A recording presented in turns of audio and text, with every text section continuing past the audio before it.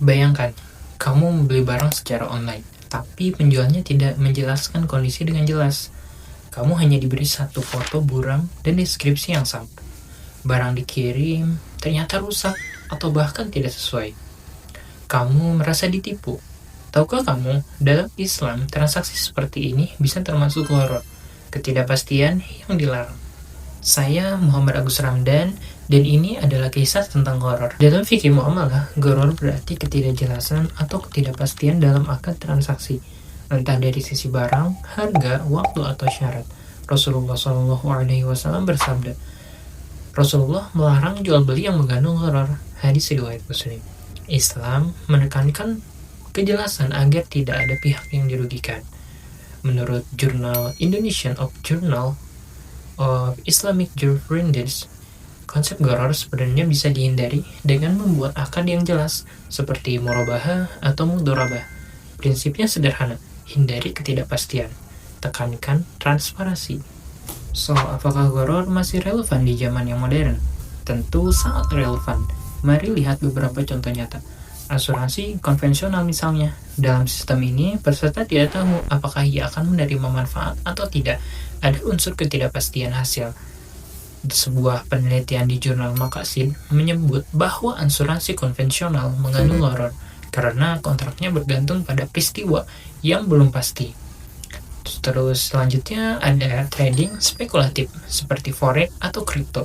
Tanpa aset dasar, banyak yang membeli hanya karena prediksi, bukan nilai real.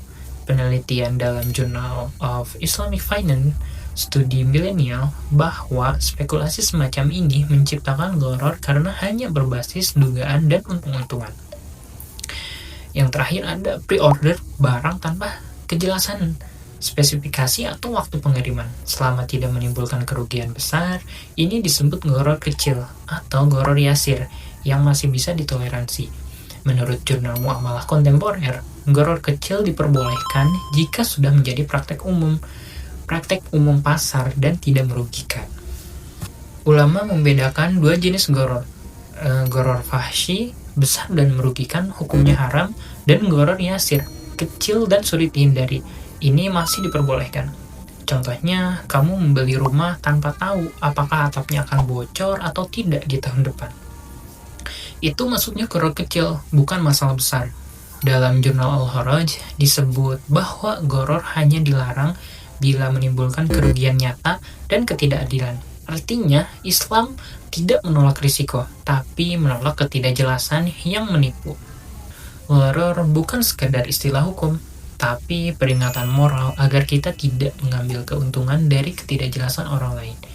Baik kamu sebagai pelaku bisnis digital, pembeli, atau penjual, prinsipnya tetap sama. Transaksi harus jelas, jujur, dan saling ridho. Karena di balik kejelasan ada keberkahan, dan di balik gharar ada ketidakadilan yang harus dihindari. Kadang dalam hidup bukan hanya transaksi keuangan yang bisa mengandung gharar, hubungan, janji, bahkan niat pun bisa samar dan tidak jelas.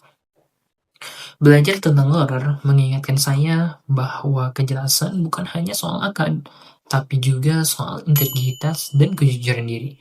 Saat kita berani jujur, terbuka, dan tidak menyembunyikan kebenaran, kita sedang menghindari gharar, bukan cuma dalam bisnis, tapi dalam hidup.